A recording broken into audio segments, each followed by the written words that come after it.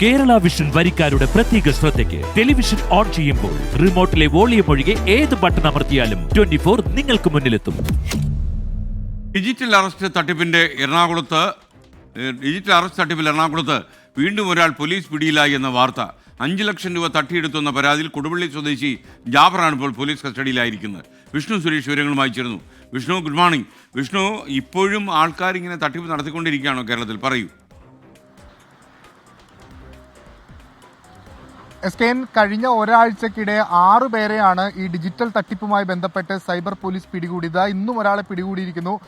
കൊടുവള്ളി സ്വദേശിയായ ജാഫറിനെയാണ് cyber police കണ്ണൂരിൽ ഒളിവിൽ കഴിയുന്നതിനിടയിൽ പിടികൂടിയത്. 5 ലക്ഷം രൂപ തട്ടിയെടുത്തു, ഡിജിറ്റൽ അറസ്റ്റിലൂടെ തട്ടിയെടുത്തു എന്ന് എറണാകുളം സ്വദേശി സൈബർ പോലീസിൽ പരാതി നൽകിയിരുന്നു. ഈ പരാതിയുടെ അന്വേഷണത്തിലാണ് ഈ 5 ലക്ഷം രൂപ എത്തിയത് ജാഫറിന്റെ അക്കൗണ്ടിലാണെന്ന് പോലീസ് കണ്ടെത്തുകയും ഇയാളെ കസ്റ്റഡിയിലെടുക്കുന്ന നടപടിയിലേക്ക് കടക്കുകയും ചെയ്തത്. നേരത്തെ തന്നെ സൈബർ പോലീസ് വ്യക്തമാക്കിയിരുന്നു, കൊടുവള്ളി കേന്ദ്രീകരിച്ച് ഒരു വലിയ സംഘം ഈ തട്ടിപ്പുമായി ബന്ധപ്പെട്ട് പ്രവർത്തിക്കുന്നുണ്ട്.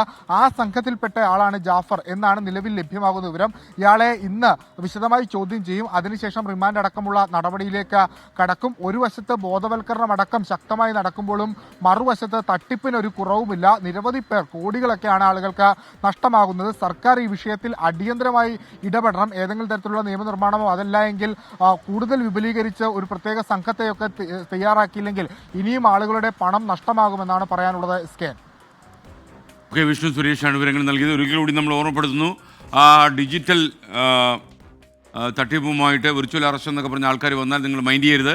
അല്പം മുമ്പ് എനിക്കും സംശയമുള്ള ഒരു നമ്പറിൽ നിന്ന് ഒരു ഫോൺ വിളി വന്നു, പക്ഷേ ഞാൻ എടുത്തില്ല. അപ്പം കാരണം അവന്മാരെ പൂട്ടാൻ പറ്റുന്ന സമയ സാഹചര്യം ഇല്ലാത്തതുകൊണ്ടാണ് ഈ വിട്ടുകളഞ്ഞത്. അപ്പം നിങ്ങൾ പരീക്ഷണാർത്ഥം ആവശ്യമില്ലാത്ത കോളുകൾ എടുക്കണ്ട.